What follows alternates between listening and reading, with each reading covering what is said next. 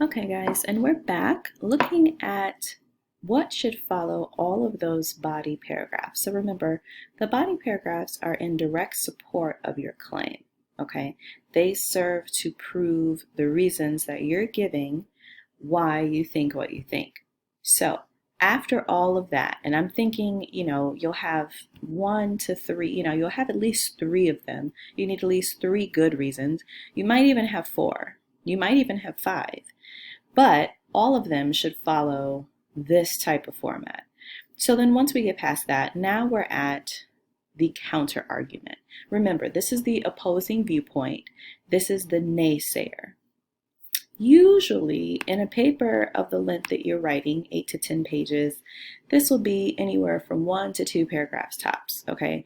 So keep that in mind. So you're going to pick the top 1 or 2 reasons that, or the top 1 or 2, the top 1 or 2 reasons that are kind of like anti-reasons, right? They're the reasons that you disagree with, right? Because this person or people think the opposite of your claim, whatever your claim states. So, for example, if your claim is that everyone should be legally obligated to get their children vaccinated, right? That this should be a legal requirement, then your naysayer believes that people should not have to get their children vaccinated.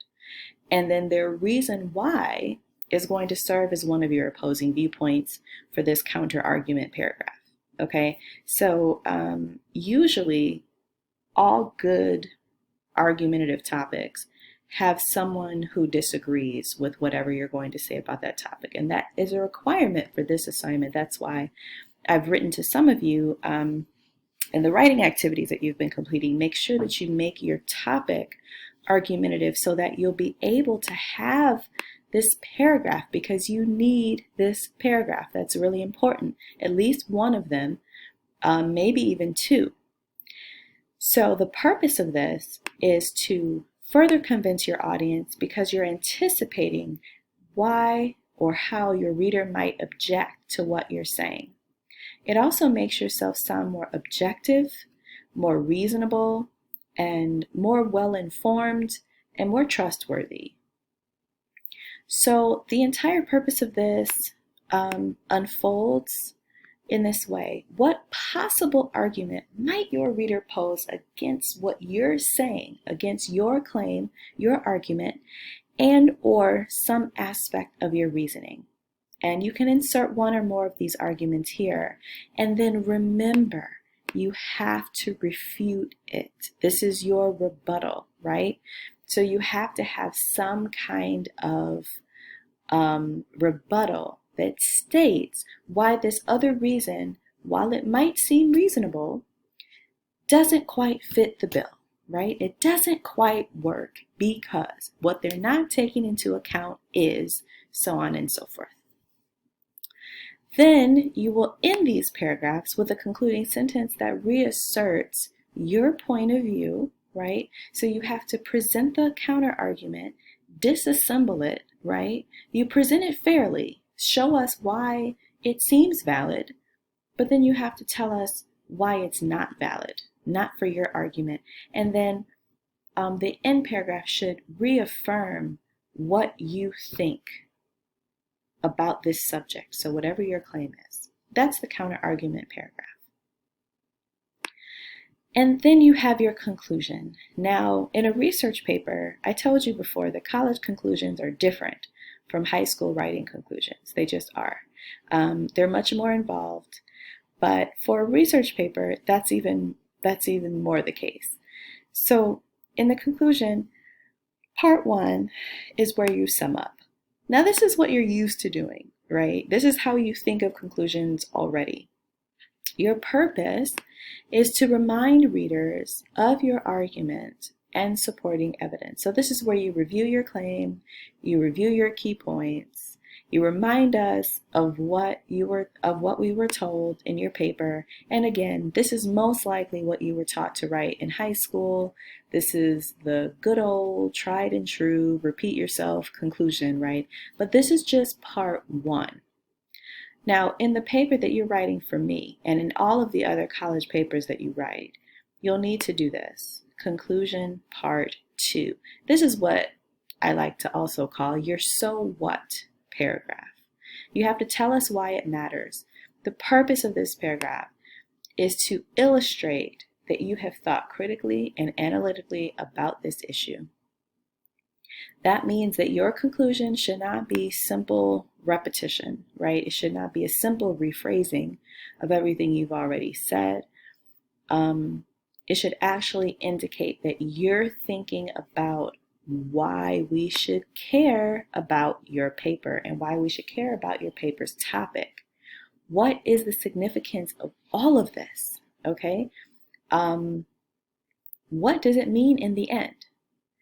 What is it important to you? How did you come across this topic? What made it stand out to you? What made you feel passionate enough about it to write about it? And as the reader, what am I supposed to take away from this? How is this supposed to change my life? Okay? Remember that your conclusion should create a sense of movement to a more complex understanding of the subject matter. Now, how do you do that in a conclusion paragraph? So here, I'm going to lead up to these tips. By the end of your essay, you should have worked through your ideas enough so that your reader understands what you have argued and is ready to hear the larger point, which is the so what that you want to make about your topic. So, what would the world be like if we don't heed your advice?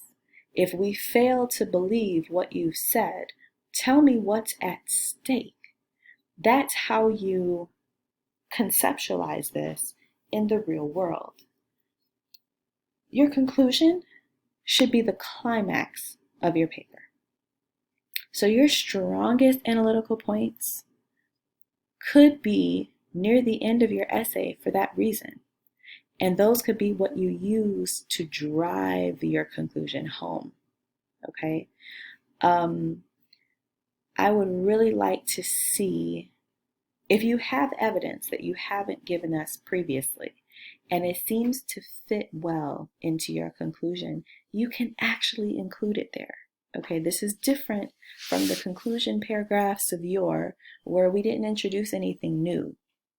For the conclusion paragraph, you must introduce something new because you haven't told us before what all of this would amount to in the end. So if you have evidence that supports that, what the world will look like 10 years, 20 years, 100 years from now, if we continue this harmful practice, then by all means, share it with us here.